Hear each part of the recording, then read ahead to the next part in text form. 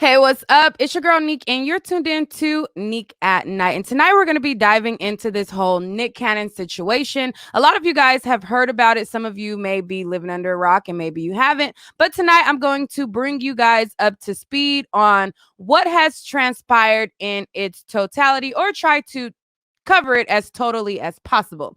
Anyway, so if you guys don't know, with Nick Cannon, he does Wild and Out. He has several shows that he's working on, and he was recently fired from Viacom, which means that he was fired from Wild and Out, and the things that he had going on over some content that was considered to be anti-Semitic. So I'm going to play for you guys the content. I'm sure some of you guys may have heard about it, but I'm going to have a special guest to kind of break down what Nick Cannon was actually saying, what he was saying, if it was anti-Semitic or not. And then we're going to go into what Viacom said, what he said, how he then turned around and it seemed like he was having these suicidal moments. We're just going to cover it all right now. But first, we're going to see what led up to this in the first place. Like, what was the cause for us to get here? So let me play that for you guys right now. Then let's go. Let's go to what it really is. Then, when we talk about the power of melanated people, when we talk about who we really are as guys, and understanding that our melanin is so powerful and it connects us in a way that the reason why they fear black, the reason why they fear is because the lack that they have of it. So then, when you see what Dr.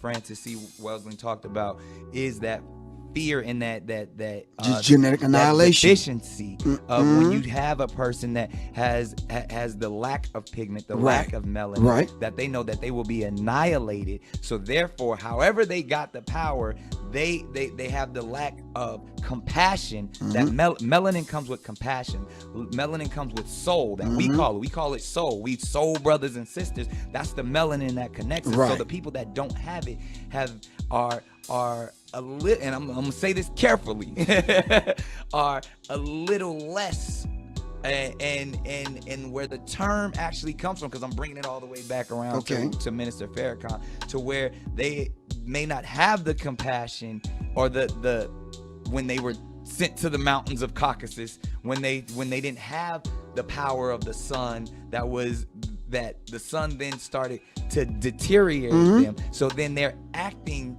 out of fear, they're acting out of low self-esteem, they're acting out of a deficiency. So therefore, the only way that they can act is evil. The only way they have to rob, steal, rape, kill, and fight or flight, in order to survive. Exactly. So then these people who didn't have what we had, and when I say we, I speak of the melanated people. Right. They had to be savages. They had to be barbaric. Because they're in these Nordic mountains. They're in these rough, torrential environments. So they're acting as animals. Right. So they're the ones that are actually closer to animals. They're the ones that are actually the true savages. And then they built up such this I don't want to say warrior, but they built up such this conquering barbaric mentality. Okay, so that is what Nick Cannon said that was considered to be anti-Semitic. I'm going to read the direct response from Viacom after this, in which they fired him and they called this bigotry and all of that. So when all of this popped off, they had issued a statement and they said that Viacom condemns bigotry of any kind, and we categorically denounce all forms of anti-Semitism. We have spoken with Nick Cannon about an episode of his podcast, Cannon's Class, on YouTube, which promoted hateful speech and spread anti-Semitic conspiracy theories. While we support ongoing education and dialogue in the fight against bigotry, we are deeply troubled that Nick has failed to acknowledge or apologize for perpetuating anti-Semitism, and we are terminating our relationship with him. We are committed to doing better in our response to incidents of anti-Semitism, racism, and bigotry. Viacom CBS will have further announcements on our efforts to combat hate of all kinds. So when they did that, Nick Cannon replied, and he had a firm stance basically against it. And he said that, Viacom is on the wrong side of history and he was swindled away from wilding out and demands ownership and an apology. But before I read line by line on what Nick Cannon said at first, because he changed it after that. But before I read what he said at first, I'm going to get King Tantric, my special guest, to break down what he feels as though, was this anti-Semitic, what he got from what Nick Cannon said, and then we're going to go further on in this topic. What Nick Cannon said is twofold. So one is talking about the race of pale-skinned people that we call white today. Those comments about the savagery and their nature and their barbarism is not fall under that category of what they call anti-Semitic. They may associate that with racism, right? The other aspect that they're saying is anti-Semitic is his not only that he said that we were Hebrews, our people were Hebrews, but what he's saying that was anti-Semitic is talking about the Jewish people and their participation in oppression in America against blacks of America. So I think that's where they're calling him anti-Semitic, when he's pointing out the things within the industry and within various sectors of society that the Jewish people have influence and control over. So our identity was taken away during slavery, and we were branded with the terms black, Negro, colored, African American, and all other terminologies. We didn't have a fixed identity since slavery. And so Nick Cannon brings this issue of identity up, but the problem is these group of people claim to be that identity. So much so that there's a geopolitical conflict, which is the Israeli-Palestinian conflict that has decades of history. They have been inhabiting that particular region. And the brother, I believe his name is Mark Lamont Hill, and people who talk about free Palestine, they get blacklisted in the same way that what happened to Nick Cannon. And if they don't apologize, their career is over. So Nick Cannon, he's got labeled with the term anti-Semitic, but he's claiming that we are the Semitic people and that they're not the Semitic people. And he's saying that this particular system, they participate in our oppression. And so their behavior of trying to discredit him and trying to destroy his reputation, for him expressing that we are the Hebrews, that we are the Semitic people, that action in itself is actually anti-Semitic. Because if we are, the argument that really needs to be analyzed is it true what he said? Are we in fact the people of the Bible? Was Jesus a black man? Was all his ancestors black people? Because if that's true, then their behavior of trying to suppress that truth is actually the true anti-Semitic behavior. Okay, so that was King Tantric telling us a little bit of what he took from what Nick Cannon said originally. And now I'm going to get into what Nick Cannon said in his first response to Viacom firing him. He has then changed his stance, and now he has like suicidal thoughts and what have you, and because of the backlash he received from apologizing. But I'm just going to break down everything as it happened for those of you who just heard bits and pieces of the story. So his first initial response was this: I am deeply saddened in a moment so close to reconciliation that the powers that be misused an important moment for us to all grow closer together and learn more about one another.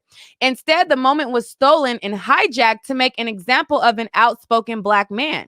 I will not be bullied, silenced, or continuously oppressed by any organization, group, or corporation.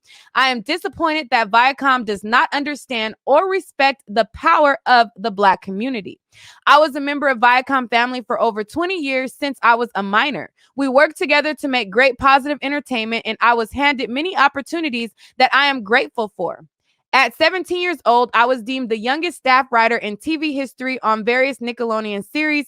Then he goes into what all he accomplished from 2009 to now. And he was saying like how he did all this great philanthropy and how he did all these, like the Halo Awards and all of these different things. You can pause it and read it, but I'm going to go on to the next part of what he wrote. Okay, so he goes on to say, I created a billion-dollar brand that expanded across a multi-tiered empire that is still Viacom's biggest digital brand, touring business, talent discovery and incubation system, and successful restaurant franchise. Based on trust and empty promises, my ownership was swindled away from me. For Viacom to be so deceptive is no surprise. They have been mistreating and robbing our community for years, underpaying talent on their biggest brands like Love and Hip Hop, all of BET programming, and of course, Wildin' Out.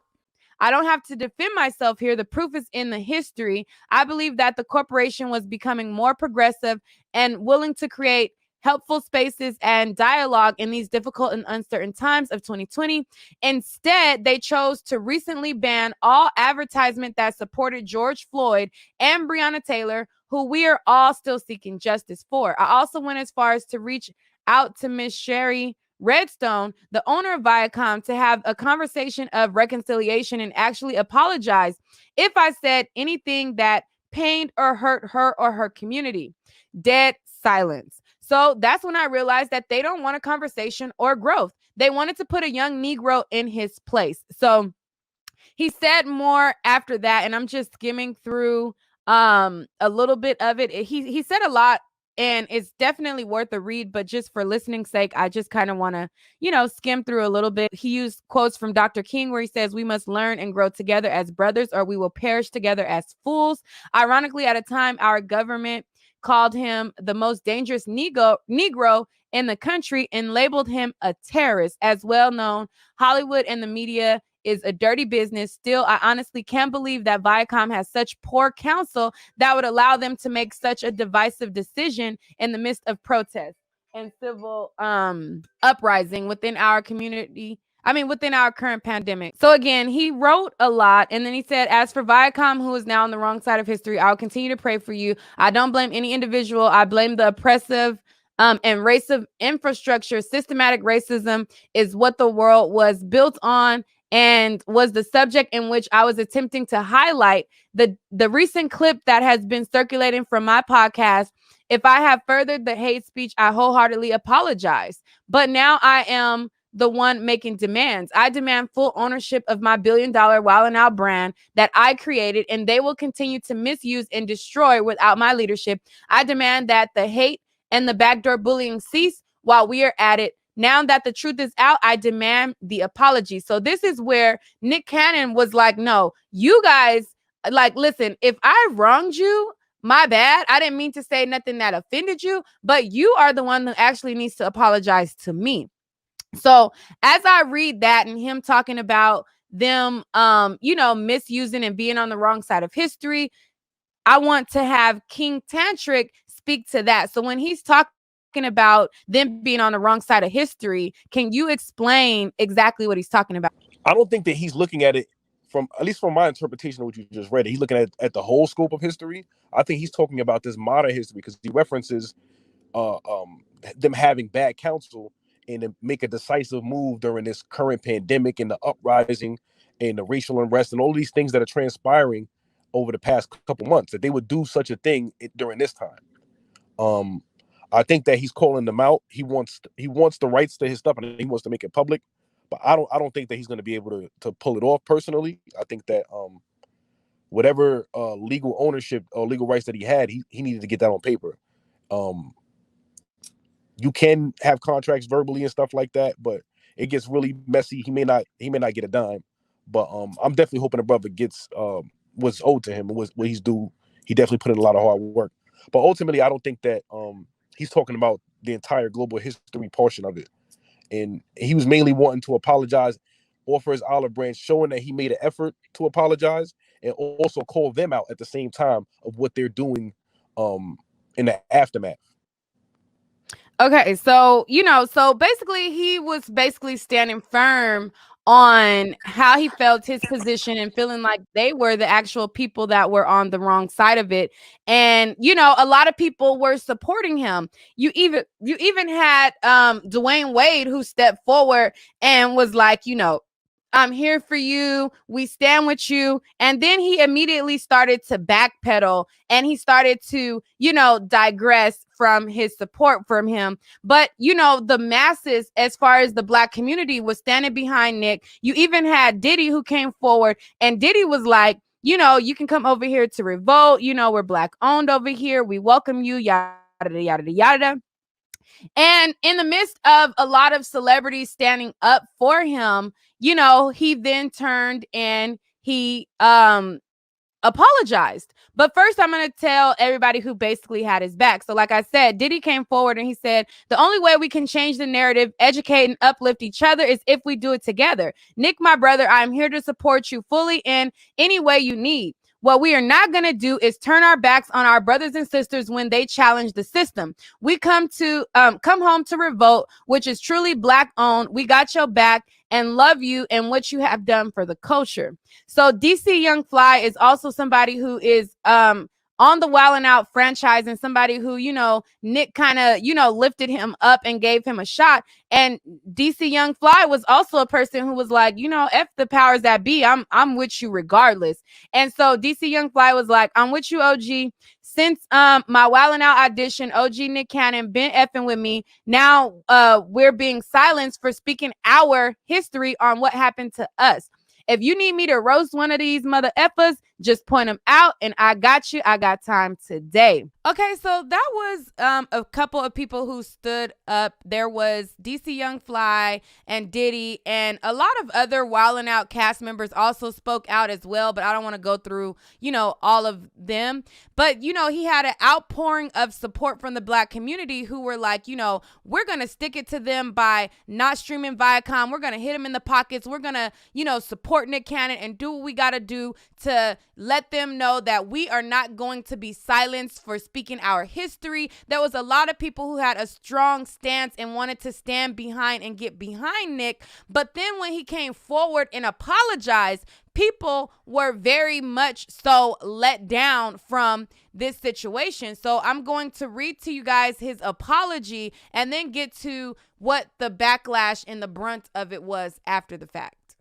Okay, so this is what he apologized and said. He said, first and foremost, I extend my deepest and most sincere apologies to my Jewish sisters and brothers for the hurtful and divisive words that came out of my mouth during my interview with Richard Griffin. They reinforced the worst stereotypes of a proud and magnificent people, and I feel ashamed of the uninformed and naive place that these words came from. The video of this interview has since been removed. While the Jewish experience encompasses more than 5,000 years, and there is so much I have yet to learn, I have had at least a minor history lesson over the past few days, and to say that it's eye-opening would be a vast understatement. I want to express my gratitude to the rabbis, community leaders, and institutions who reached out to me to help enlighten me. Instead of chastising me, I want to assure my Jewish friends, new and old, that this is only the beginning of my education. I am committed to deeper connections, more profound learning, and strengthening the bond between our two cultures today and every day going forward. So after he said this, a lot of people were very, very, very disappointed. I'm going to show you guys a couple of the things that people had to say. But first, I'm going to start off with one of my subscribers who even wrote into me and was like, listen, I'm not even going to back him because I'm not even here from him. I'm not even here for him to begin with. So this is what a subscriber wrote to me in my DM and had to say about it all. Hey, Nick, I know you've been watching this Nick Cannon thing play out, and I can't wait to hear your commentary. I just wanted to share my opinion. Nick Cannon spent his entire career cooning and buffooning. Did he not describe white women as the tokens of success? Did he not procreate with mostly biracial women? He's not involved in any black specific charities. He has colorist tendencies. He, like many black men, only talk that woke rah-rah-ish when the white man puts his foot on their ass, but mostly he's silent. He even cowered when Eminem came after him, basically saying, I'm still a fan. I just hope sisters don't cape for him because this end ain't Malcolm X. So again, that is like one of the opinions of this situation. But you had the brothers and a lot of other people who felt like, Nick Cannon made all these contributions to the black community. He's done so much for black people. And you can't just, cancel him out for one thing after he apologized. What do you think, King Tantric, as far as him changing his position and apologizing and then putting up these suicidal like tweets? So in my opinion, I understand why he did it, but I just feel like, you have to stand on your principles. So once you you renege on what you said, and you start to backtrack, you start to backpedal on an affirmative statement that you made. Now you compromised your original position. You compromised everything that you said, and you compromise your own integrity. So you can't now go to social media and say, my people are upset, and calling me a sellout. We supported you. You see what I'm saying? You had Diddy, you had various people throughout our community in the public as well as social media. Even me myself, I posted Nick Cannon, my new favorite rapper. And not to insult him in his music. He's not my favorite musician, but his stance politically made me really admire him. So we were backing what you said, and then you decided to get off your square. And so I think the people rightly criticize you, and you um can't be so thin-skinned when it comes to things like that. Like, if you're gonna choose your money, choose your money. If you're gonna choose principle, then stand on principle at the cost of monetary gain. Like, you can't have it both ways. If you're gonna be a revolutionary, or you're gonna be a millionaire, billionaire, or whatever you're trying to aspire to be. I also want to add too, we are so concerned about other people's feelings. Look at our condition throughout the country and the globe. We so worried about hurting people's feelings, even when we're speaking the truth, that we always take this apologist stance when our position is challenged, and they Right. want to call us names, and they want to go after our livelihood. But you have to be devout in what you stand for, because they're gonna see that these are ways we can manipulate these people and force them to comply. And this And has that, been the tradition for years. sorry to cut you off, but that made me think about what Charles Barkley said. And I meant to play that earlier on, but I guess that's the perfect time to play that as well. Is what you said, like, we are the only ones who have to be careful and not to hurt people's feelings. And that's kind of, what people gathered from when Charles Barkley tried to talk about it, and he was like, Nick Cannon needs to watch what he say, and da da da da da. You can't offend the other people, and why do we always have to be so careful? But people could outright just disrespect us, have no regard for us, but we the ones got to continuously tiptoe around what it is. If it's the truth, it's the truth. If you guys came in and infiltrated and had barbaric nature, if it's the truth, it's the fucking truth. Why should we pivot from that? I'm going to play what Charles Barkley said, and then I'm going to play what Stephen Jackson had to say. And now Stephen Jackson, he is a person who I'm not really feeling him, but I understand his response in regards to to Charles Barkley, if that makes sense. I don't know. But I'm going to play it, and then I'm going to wrap up with King Tantric, and then that'll be that. Listen, Deshaun Jackson, Steven Jackson, Nick Cannon, Ice Cube, man, what the hell are y'all doing? Like, y'all want racial equality. We all do. I don't understand how insulting another group helps our cause. And the only person called y'all on it was Kareem. We can't allow Black people to be prejudiced also, especially if we're asking for white folks to respect us, give us economic opportunity, and things like that. I'm so disappointed in these men, but I don't understand how you beat hatred with more hatred. That stuff should never come up in your vocabulary, and it should never come up in your heart. I don't understand it. I'm never going to accept it. And I'm asking you guys, I'm begging you guys, man. You guys are famous. You got a platform. We got to do better, man. I want allies. I don't want to alienate anybody. And to take shots at the Jewish race, the white race, I just don't like it, because it's not right. And I had to call them on it, because it's really been on my heart. Okay, so that's what Charles Barkley had to say, and he was taking shots. And again, a lot of people started to take shots at Nick Cannon. I was going to show Stephen Jackson's response to Charles Barkley, but I'm going to just skip ahead and go to now Nick Cannon reflecting on his suicidal thoughts, and then I'm going to end with King Tantric. Okay, so he took to his Instagram to basically reflect on him putting out those cryptic suicidal like posts, and he contemplates on him wanting to end his existence. And he writes and he says, just when I thought it couldn't get any worse, 2020 is definitely the most effed up year I've ever witnessed. After waking up and barely rising from my own dark contemplation of continuing my physical existence on this planet, this powerful warrior actually had the balls to do it. I've said it once and I will say it again. This was one of the strongest dudes I've ever met. Just over a year ago, a San Diego police officer rushed in his home and unjustifiably shot him, placing him in a coma for months. I stood by his bedside and promised him that if he made it out and fought the good fight, that I would make his dream come true and put his album out and share his story with the world. He fought and fought. He woke up, they stitched him up, he learned to walk and talk again, and within months we were back in the studio recording. Even through his strength, he would whisper to me that everything still hurts. His music was definitely his safe haven, and it was amazing. Paying for lawyers, putting money in his pockets, even putting the music together all meant nothing because I feel like I failed my little brother. The cops will get away with shooting another kid, and everyone will just look at this as yet another loving farewell post. But to me, Ryan Bowers OB was so much more than that. Once again, my brother, you have put this world in perspective for me. You would do that quite often because I never understood how someone who was experiencing so much pain could still laugh and smile through it all.